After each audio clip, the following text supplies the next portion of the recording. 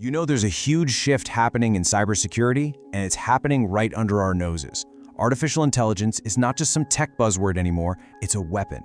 And in this new kind of conflict, it's being used by everyone, the attackers and the defenders. We're in a full-blown digital arms race, and it's unfolding right now.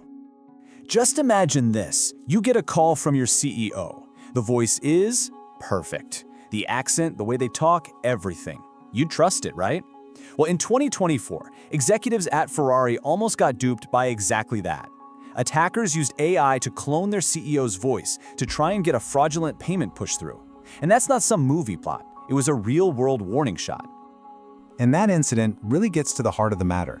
This tech is getting so good, so convincing, that it forces us all to ask a really fundamental question. When the things we see and hear can be faked perfectly, how do we know what's real anymore? This is what all the security experts are calling the new AI arms race. It's this constant, escalating battle for tech superiority. On one side, you've got cybercriminals weaponizing AI to build smarter, nastier attacks. And on the other, you have the defenders racing to build even smarter AI defenses to stop them. And the stakes in this arms race, they're just astronomical. By 2025, the annual cost of cybercrime is projected to hit this number, a staggering $10.5 trillion. Let's be really clear, this isn't just an IT problem anymore. This is a massive global economic threat. So how exactly are the bad guys using this technology? Well, AI is basically giving their old tricks a massive upgrade. It lets them launch attacks that are faster, that can scale way bigger, and that are far more believable than anything we've ever had to deal with before. Okay, this slide really tells the whole story. We all learned how to spot those old phishing emails, didn't we? The signs were so obvious, the bad grammar, the dear customer greeting. Well, that era is over. AI now generates these perfectly written emails, tailored specifically to you and your job, that are incredibly persuasive. And because this new method is so darn effective, the volume is just exploding. We've seen a surge of over 1,200% in phishing campaigns that use generative AI. And why? Well, because the AI does all the hard work for them. Attackers can launch these super customized campaigns at a massive scale with almost zero effort. And look, this isn't just about getting more emails. It's about getting dangerously effective emails. Studies are showing that an AI-written phishing message is 5 times more likely to trick an employee into clicking. 5 times! That is a huge leap in how dangerous these things are. But honestly, text is just the starting point. The next level up from a convincing email is the deepfake. We're talking about AI-generated audio or video that can perfectly imitate a real person. We saw it with that Ferrari attempt, and believe me, it's quickly becoming the go-to tool for high-stakes fraud. And the financial damage is just escalating like crazy. A British firm lost over $240,000 to a cloned voice. A global company, Arup, lost an incredible $39 million after an employee got tricked by a deepfake video call that had fake versions of their CEO and other executives.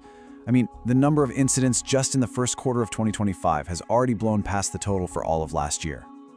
You know what might be the scariest part of all this?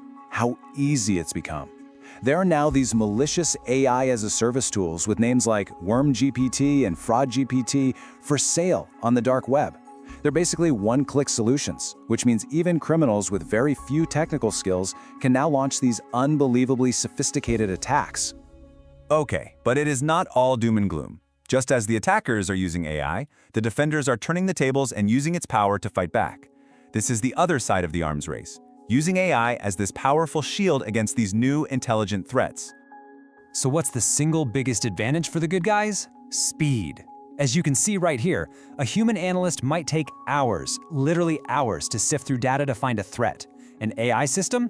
It can spot that same anomaly in seconds. And in cybersecurity, that difference in time is absolutely everything. And AI's role on defense is like a Swiss Army knife. It's not just one thing. It's monitoring networks 24/7, it's detecting these tiny, subtle patterns that signal an attack, it's automatically responding to stop threats in their tracks, and it's even predicting new attack methods before they're ever even used. But, and this is a really big but, we have to be crystal clear. As powerful as these AI tools are, they are not a silver bullet. If an employee is tricked by a really sophisticated AI scam, they can bypass even the best technical defenses out there. Technology is a critical layer for sure, but our ultimate defense still relies on well-trained, vigilant people.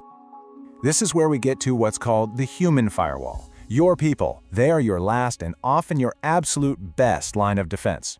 But the old way of training them, that boring once-a-year PowerPoint presentation, yeah, that is completely, totally useless against the kinds of AI-driven threats we're seeing today. So, to build a strong human firewall, the whole approach to training needs a serious upgrade.